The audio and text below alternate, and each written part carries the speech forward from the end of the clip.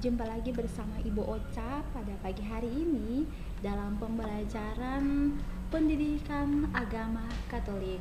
Nah, kita akan masuk pada materi yang ada pada tema 2 mengenai Yesus Kristus dengan materi Yohanes Pembaptis. Nah, dalam materi mengenai Yohanes Pembaptis ini ada tujuan pembelajaran yang perlu kita capai. Nah, tujuan pembelajaran apa saja yang perlu kita capai? Pertama, menjelaskan arti bertobat. Kedua, menceritakan peristiwa Yohanes mewartakan pertobatan di daerah Sungai Yordan. Dan ketiga, menjelaskan bahwa kita diutus untuk menegur orang-orang berdosa agar bertobat. Nah, 3 tujuan pembelajaran ini yang menjadi acuan bagi kita untuk mempelajari materi Yohanes Pembaptis.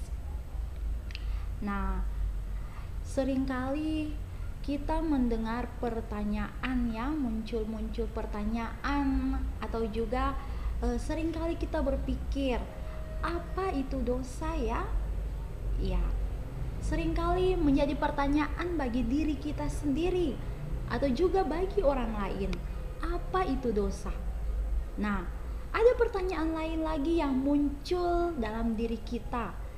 Adakah pernahkah kita melakukan suatu kesalahan dan kemudian kita bertobat?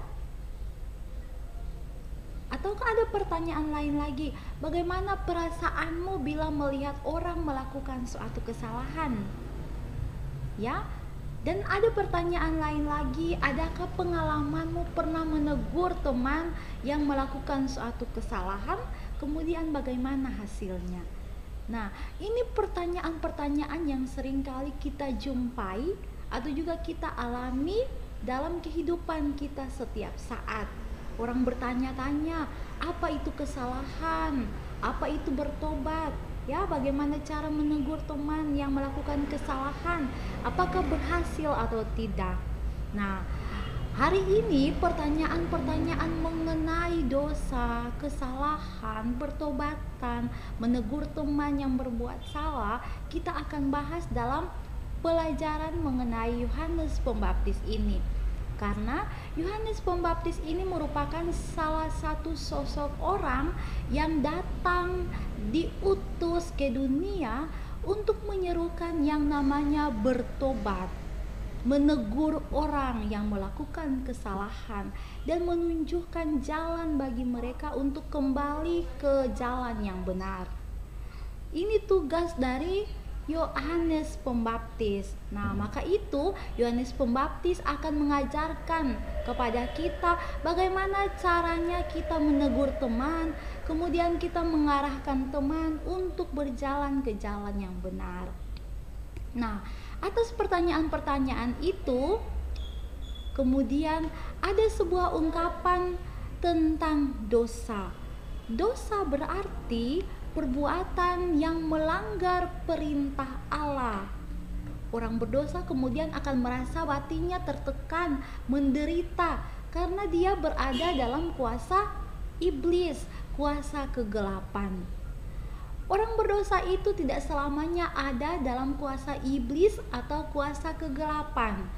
Jika ia mau bertobat dan kembali ke jalan yang benar, berarti ia akan dibebaskan dari iblis dan dari kegelapan. Karena itu, kalau kita berbuat dosa atau berbuat salah, bertobatlah. Ya, bertobatlah dan kembalilah ke jalan yang benar. Nah, ini ibu tampilkan sebuah gambar bagaimana seorang anak dia melakukan perbuatan yang salah di mata Tuhan, atau bisa jadi ini disebut sebagai dosa. Ya, bisa diperhatikan seorang anak mengambil uang dalam dompet dengan penuh hati-hati. Berarti terlihat bahwa anak ini sementara mencuri.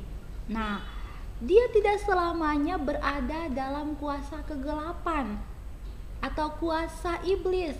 dia bisa kembali ke jalan yang benar atau bertobat dengan cara yang sederhana, mengembalikan uang itu kepada orang tuanya atau kepada temannya, kepada kakaknya. Nah, ini bisa dilihat hubungannya pada gambar yang kedua. Nah, ada banyak contoh lagi yang bisa kita temui di lingkungan tempat tinggal kita atau juga di lingkungan sekolah. Ya, Ibu percaya banyak contoh yang mungkin kita sudah pernah lihat dan juga kita sudah pernah alami. Mengambil pensil atau pulpen milik teman, kemudian menyembunyikannya, pura-pura tidak tahu kalau itu punya teman. Bawa pulang ke rumah kemudian pakai. Ini salah satu perbuatan yang tidak disukai oleh Tuhan, melanggar perintah Tuhan. Berarti sudah masuk kategori perbuatan dosa. Nah, anak-anak, perbuatan dosa itu bisa kita bebas darinya kalau kita mau bertobat dan kembali ke jalan yang benar. Ya, kalau kita sudah kembali ke jalan yang benar, maka Tuhan Allah akan menyayangi kita. Merasa bahwa ternyata anak-anak saya ini mengikuti perintah-perintah saya. Ya, seringkali bukan hanya kita yang melakukan kesalahan, tetapi juga ada teman-teman kita, baik di sekolah maupun di rumah, yang juga melakukan kesalahan. Lantas, bagaimana sikap kalian kepada teman-teman yang berbuat salah?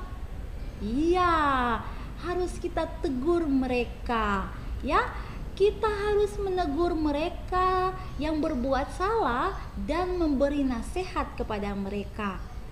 Ya teman, perbuatanmu tadi mengambil barang milik teman itu adalah perbuatan yang tidak disukai oleh Tuhan. Nah, kita harus beri nasihat, mari kembalikan barang itu kepada teman yang punya.